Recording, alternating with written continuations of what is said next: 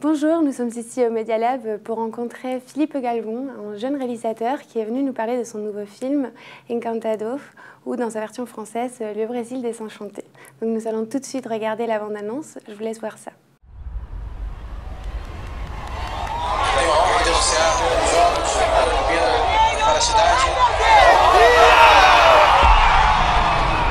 Le Brésil connaît une envolée économique et s'impose aujourd'hui comme une nouvelle puissance. The progress made by the Brazilian people has inspired the world. Nada ou ninguém será capaz de nos afastar deste rumo. Finalmente é a hora e a vez do Brasil. A gente teve a perspectiva de que o Brasil finalmente era o país do futuro. Aquilo que a gente sempre ouviu, tinha a sensação de que o futuro ia chegar.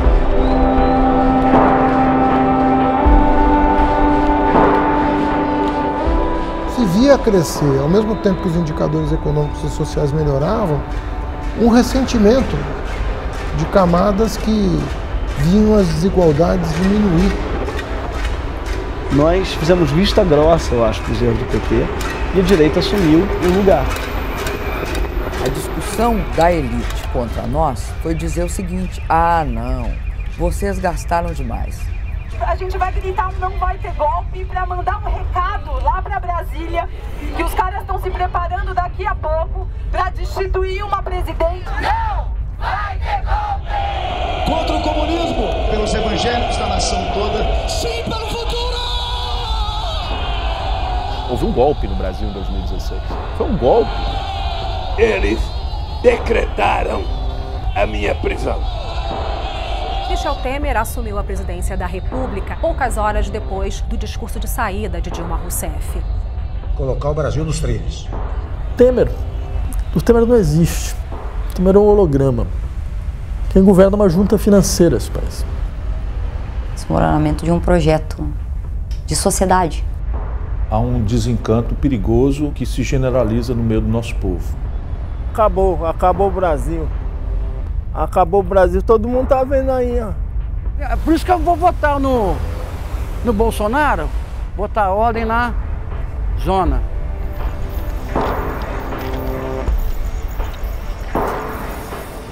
Eu acho a maior encruzilhada pela qual o Brasil já passou. A gente precisa fazer uma análise profundíssima de tudo que aconteceu para voltar a se encantar.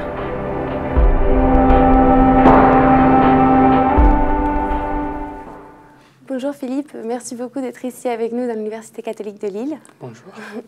Donc on voudrait vous poser quelques questions puisque vous allez aujourd'hui présenter votre film devant des étudiants, notamment en métier de la culture et des arts, mais également d'autres étudiants qui ont été intéressés par cet événement qui a fait fureur. Donc nous espérons être nombreux ce soir.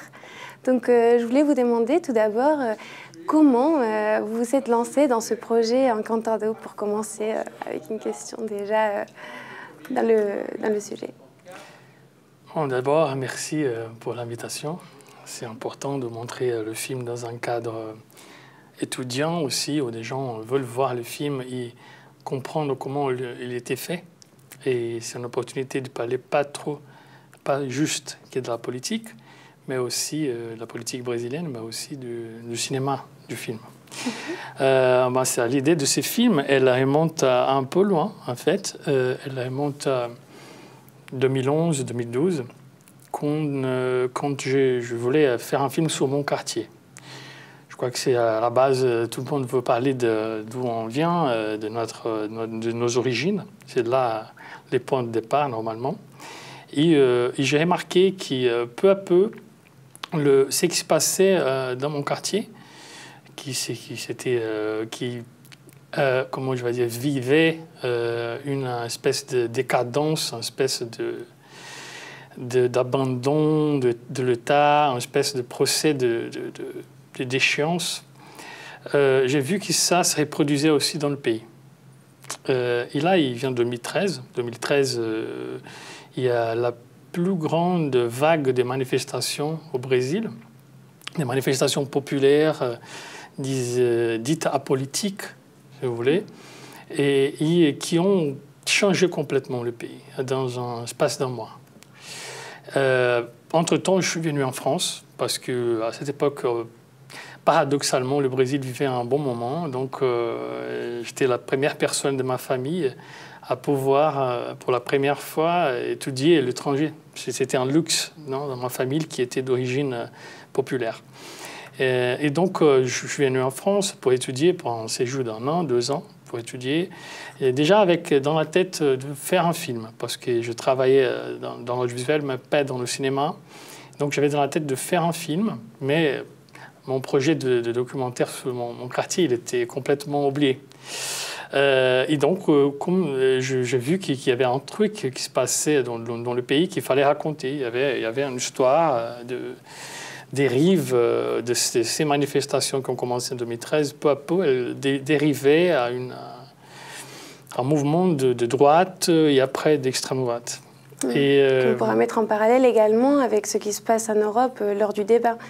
Ouais. Moi, je pense que peut-être c'est tôt de parler le mouvement des Gilets jaunes, je pense que c'est à ça que tu fais référence. Le mouvement des Gilets jaunes, c'est très germinal encore. C'est quelque chose qui, au tout début, on ne peut pas prévoir comment ça va évoluer, si ça va évoluer comme au Brésil 2013 a évolué. Mais moi, je pense qu'il y a des croisements intéressants. Effectivement, on les verra lors du débat. Ouais. Mais pour revenir rapidement sur le cinéma, je sais que vous avez réalisé donc Encantado comme votre premier long-métrage, mais vous aviez également réalisé d'autres courts-métrages auparavant, comme ce petit court-métrage que vous venez de réaliser sur Marielle Franco. Donc, est-ce que vous pouvez nous parler un tout petit peu de ces courts-métrages que vous avez réalisés avant, pour connaître votre parcours Ouais, ces courts-métrages-là, j'ai toujours fait des courts-métrages depuis 2005, notamment de fiction. Mais avec le coup d'État, l'impeachment contre Dilma Rousseff, je me suis engagé un peu plus qu'avant politiquement. Et du coup, ma carrière du cinéma, ma carrière audiovisuelle, s'est ramenée peu à peu vers le cinéma politique.